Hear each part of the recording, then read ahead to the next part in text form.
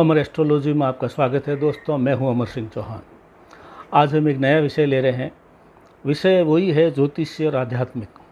अभी पिछले कई दिनों से मैं ज्योतिष के साथ में आध्यात्मिक चीज़ें मिला करके वीडियो बना रहा हूं, और ये विषय जो है आध्यात्मिक उन्नति भी देगा आपको और ज्योतिषी ज्ञान भी देगा। आज का विषय का शीर्षक है दोस्तों, रहस्यमय शक्तियाँ या देवीय शक्तियों का एहसास होना, पूरा आभास होना। पहले भी एक दो वीडियो बनाए, लेकिन आज एक सरल सा सूत्र लेके मैं वीडियो बना रहा हूँ।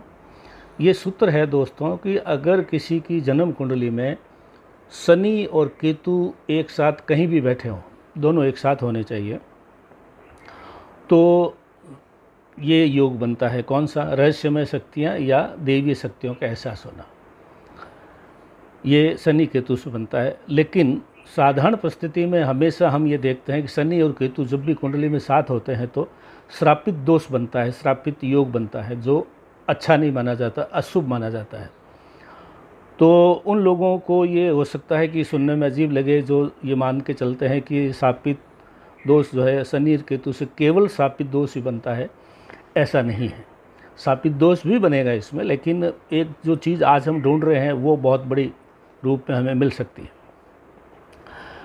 तो देखिए, शनि, ये तयशुदा बात है कि शनि जो है जीवन में बहुत ज़्यादा संघर्ष करने के बाद सफलता देता है, और जीवन में परीक्षाएं लेता है, जीवन में कष्ट भी देता है, जीवन के अंदर जो है एक संघर्ष की लंबी श्रृंखला चलती है। और केतु भी जो है लगभग ऐसा ही काम करता है। और जब ये दोनों मिल जाते हैं, शनि और केतु जिस घर में बैठे होते हैं, उस घर या उस भाव से संबंधित पूर्व जन्म का आपका पाप है, ये हम देखते हैं। साधारण परिस्थितियों में शनि केतु जब भी कुंडली में कहीं बैठे होते हैं तो उस भाव से संबंधित पाप को हम महसूस करते हैं। पूर्व जन्म में इस घर से संबंधित इन्होंने पाप किया था। यानी अगर शनि और केतु किसी के कर्म भाव में 10वें घर में बैठे हैं तो साधारण परिस्थिति में हम श्रापित दोष मानते हैं, और ये मानते हैं कि पूर्व जन्म इस व्यक्ति ने किसी के नौकरी या किसी के व्यवसाय को छीना था। लेकिन आज हम ये देखते हैं कि शनि जो है जीवन में मोह माया और धैर्य सिखाता है। मोह माया से दूर करता है, धैर्य सिखाता है, और मोह माया से उदासीनता सिखाता है, और कपट छल से दूर करता है। शनि जो है संघर्ष करना सिखाता है और संघर्ष में डालता है।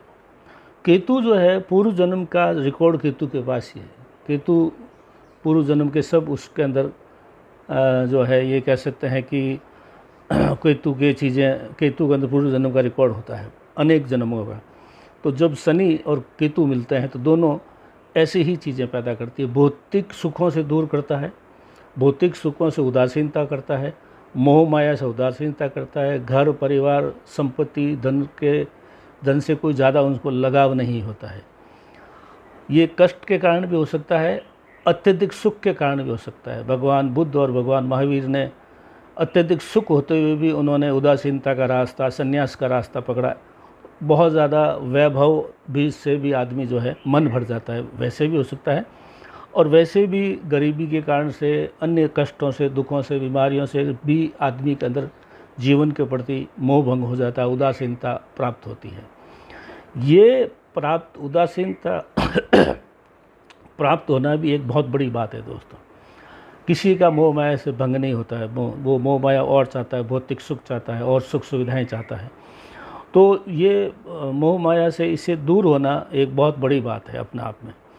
तो जब भी आप जो है कठिन समय में होते हैं तो आपको देवीय संकेत मिलते हैं। आप बाढ़ में फंस गए, अग्नि में फंस गए, लोन लिया उसमें फंस गए, गुंडों के बीच में फंस गए, किसी ऐसे संकट में फंस गए, उस वक्त आपका दिमाग बहुत तेज़ी से चलता है, और उस वक्त आपको देवीय संकेत भी मिलते हैं, और आपको तुरंत क्या करना है इसकी सीख भी मिलती है।